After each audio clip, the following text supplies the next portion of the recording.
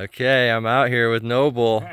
We're continuing our Hugel project alongside the road here. I showed this on a video prior.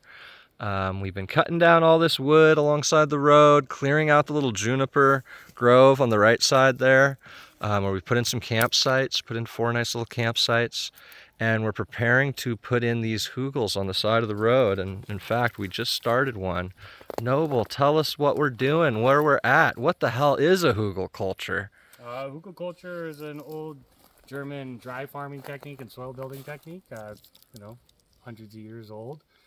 They used to be able to put organic matter in places and store carbon in the ground. And it's an amazing system for numerous reasons. One of them being, in permaculture, what are we trying to do? We're trying to create as many storages as possible.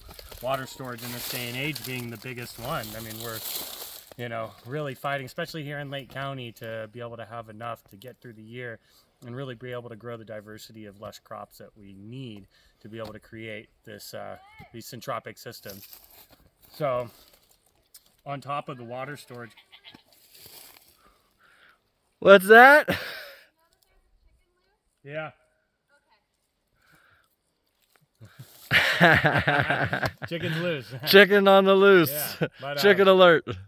Yeah, so on top of it being a really good water storage, after a couple of years, all this stuff starts to break down, really absorbs all that moisture and is able to hold on to it, so plant roots could be able to tap down into that and be able to use it throughout the year. And ideally, with enough rain and enough years of establishment, being able to plant stuff in it and not have to water all year, maybe once a year or so. On top of that, now you're creating all this organic matter and all these little nooks and crannies, little aggregates for different microbial life to be able to establish in, microbial and macrobial. And with that, you're creating this dense ecosystem that's going to protect against things like pathogens and, any of the other instabilities that you might have in the soil. So right now we're taking this area that we cleared for fire, and we're taking all that organic matter that we had to cut down, and we're putting it back in the ground to be able to keep the carbon there.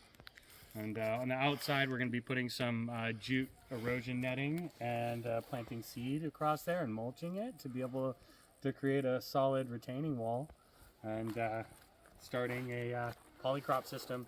And here, once we're done, this is the first stage. This is dug down about 2 feet, and there's all different types of decomposing wood in here, more live wood, different juniper and oak and manzanita and madrone.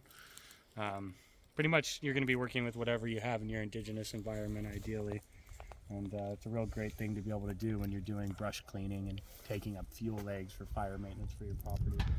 And then next, we were talking about putting a nitrogen layer. We might or might not do that, as we're probably going to be planting things like cactus and succulents and things that are a little bit more drought resistant, things that we don't need to really manage too much. And then also there's a lot of dust that's going to be here from going up and down the road.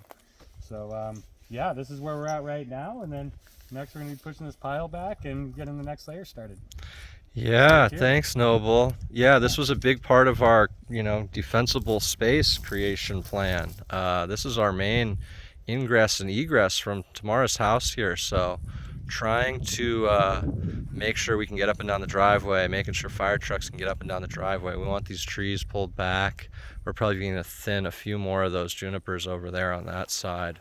A couple of those really branchy ones with the dead branches on it, but yeah, we're doing a lot of thinning along our roads and sequestering that carbon in the ground to store water, to build nutrients, to build healthy soils. And we're going to plant some fire resistant and drought resistant and deer resistant plants here.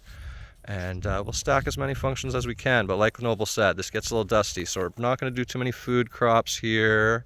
There's some things we could do. We could do some nuts. We could do lots of different things actually with shells. So some trees with some undercropping and things like that. Yeah. Ideally, this is all going to be rocked at some point, but for now, we're working with what we have. So. Exactly. So we may throw a few things in the nitrogen layer. We've got this grass over there in the ditch. We might cut that down and just throw a little bit of that on. But most likely, we're just going to cover this up with that dirt. So we'll see. But thank you, Noble. You're crushing it out here. Looks killer. Happy farming. And yeah, we're going to keep it on down the driveway there. So we'll catch you all next time.